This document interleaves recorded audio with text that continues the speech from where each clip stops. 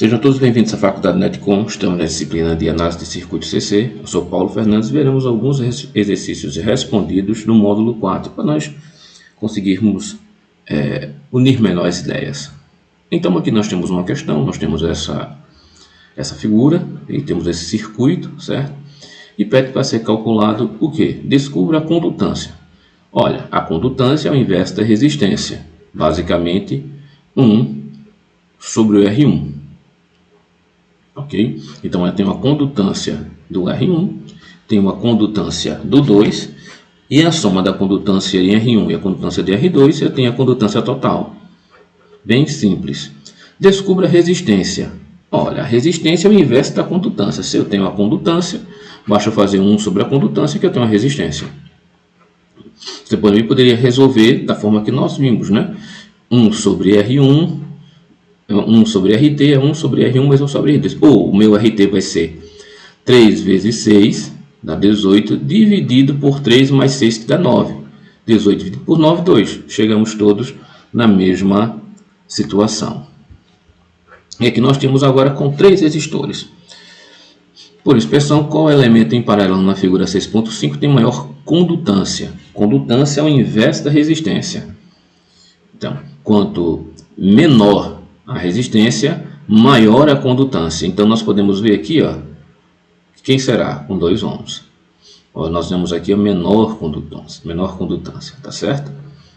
É bem simples, bem tranquilo. Nós não precisamos nos estressar com isso. Então, vemos aqui, faz o 6.6, né?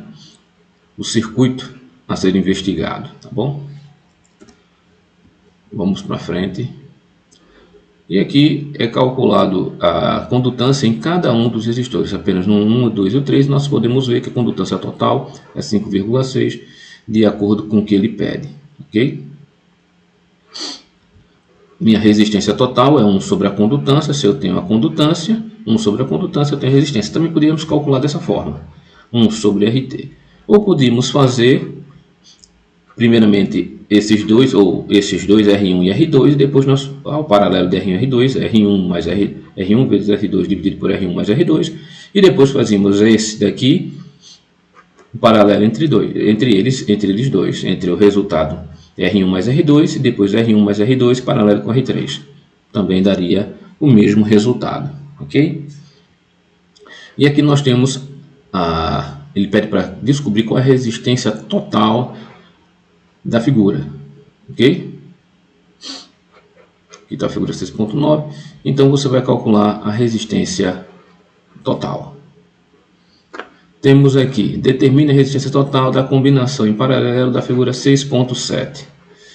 No caso anterior, aqui foi colocado a figura equivocada, era a figura 6.10. Se procurarem no livro a figura 6.10, vocês vão ver que vai dar exatamente esse valor, ok? E ela é reconfigurada.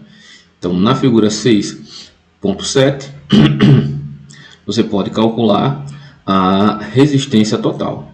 Então, você pode fazer R1 e R2 e depois você faz esse equivalente R1 e R2 com R3, que é o que é feito, e você vai ter a resistência total, 0,69 ohms. Então, nada complicado, é mais para estimular você a fazer e conseguir resolver os problemas de modo mais fácil. Então, nós temos esse circuito 6.22 e pede para calcular a resistência total, coisa muito simples. Você pode fazer o paralelo, né? 9 vezes 8 dividido por 9 mais 8, que é o que acontece. Você vai ter 6 ohms.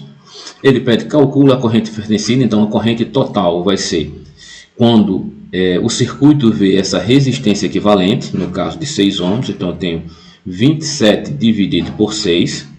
E você vai ter a corrente 1 e a corrente 2. E quem é a corrente 1? Minha corrente 1 vai ser a tensão em R1, ok? Dividido pelo meu R1. E depois eu vou ter a corrente 2, que eu tenho o meu V2 dividido por R2, 1,5. O somatório desses dois tem que dar o meu mesmo IS, o mesmo 4,5. Então eu tenho dividido que eu vou ter 3 amperes em R1, porque é a menor resistência, e vou ter 1,5 amperes em R2, que eu tenho uma resistência maior. Veja, temos mais uma vez, eu quero saber o seguinte, determine a resistência total, você pode calcular um mais o outro aqui, né? Ou pode calcular pela condutância, fazendo R1 e R2, e depois você faz o paralelo R1 e R2 por R3. Descubra a corrente fornecida, então você vai ter essa tensão, vai ter essa resistência equivalente, e você vai ver quanto circuito V de resistência equivalente, aí você vai ter o seu IS. Depois calcule a potência. Ora, se eu tenho uma tensão que ela é a mesma em todos os pontos, eu tenho uma corrente em cada um deles, porque eu vou ter a corrente R1, vai ser meu RT dividido por R1, depois vou ter meu meu E dividido por R1, depois vou ter meu E dividido por R2, meu E dividido por R3, eu vou ter a corrente em todos eles. Se eu tenho tensão e corrente, eu tenho a potência em cada um deles e vou ter também a potência total fornecida. Potência total consumida pelo meu circuito. Aí você vai ter, determina a potência absorvida por cada resistor, foi o que nós falamos. E você vai verificar cada um deles. Como falamos, está aqui a RT, meu IS.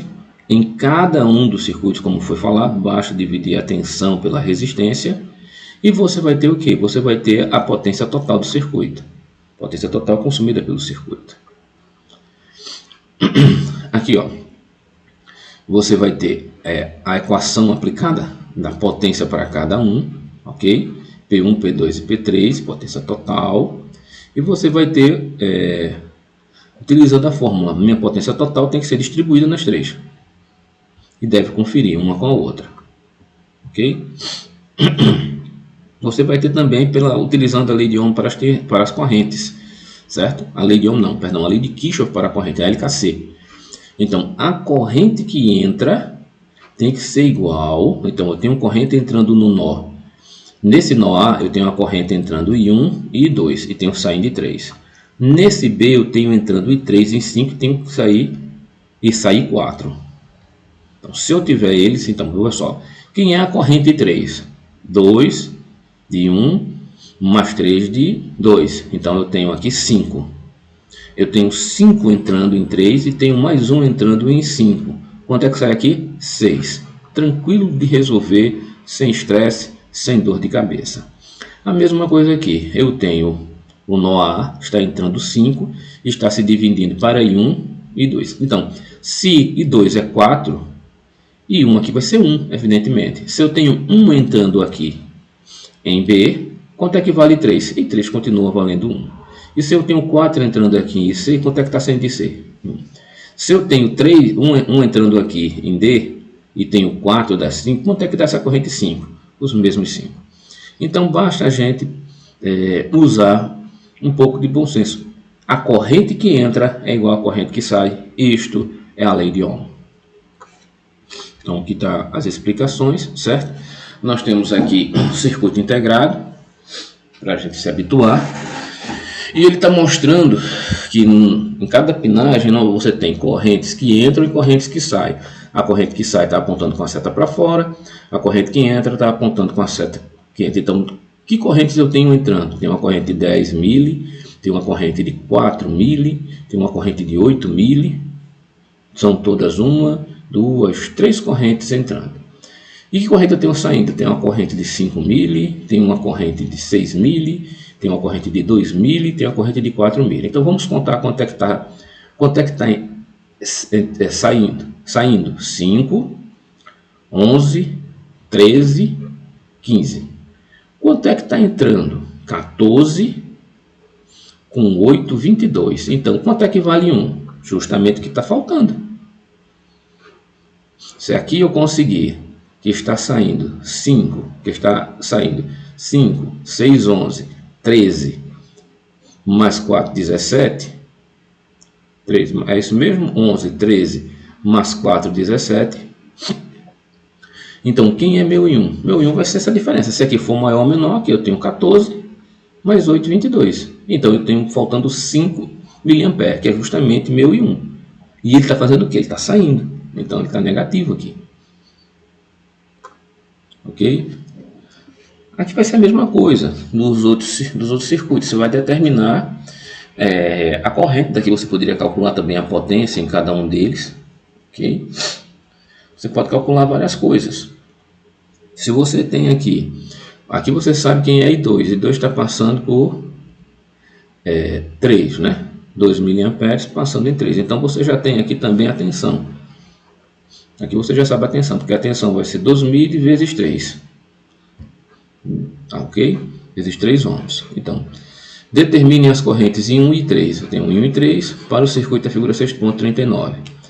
Quem é a corrente em 1? Vai ser I2, porque isso aqui não é maior, dividido por 2. Então, se eu tenho aqui I2, quanto é que eu tenho aqui? Ela é 2 vezes menor, por causa da resistência, então ela é 1 mA. E essa daqui? Ela é 3 vezes maior, ela é 2 vezes maior, certo? 3 vezes maior. Então, eu vou ter quem? 3 vezes 2.000, 6.000. Eu tenho minha corrente total, então, se eu sei quem é I1, I2 e I3, baixa a somatória, eu vou ter minha corrente S, pela lei de Kirchhoff para a corrente, pela LKC.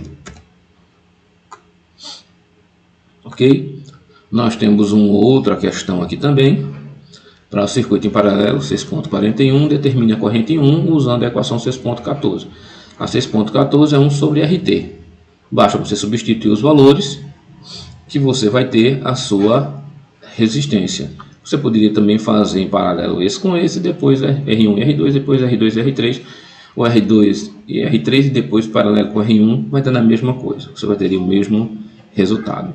Então, usando a regra do divisor de corrente, certo? E você pode calcular a corrente em I1.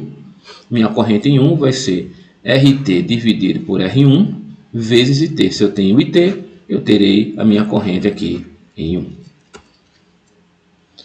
Então, tem várias formas de você calcular a mesma coisa. Então, você tem aqui a corrente S, que ela está entrando e está saindo, evidentemente. Você tem I1, I2 e você tem I1. O que ele pede? Determine I2 para o circuito. Tranquilo. Quem é I2? Vai ser R1 dividido por R1 mais R2 vezes S. É exatamente o que está aqui. Você tem 2 amperes. Se aqui é 2 amperes, quanto vale aqui? A metade equivale a 1 ampere. Ok? 6 amperes, perdão. Se aqui vale 2 amperes, no meu amiguinho aqui eu preciso dos outros, o complemento, para dar 6 amperes. Tem que ser 4 amperes. Tranquilo e calmo. Então, nós temos aqui um circuito. Determina a tensão V de AB para o circuito 6.3. Se o circuito está em aberto, ok?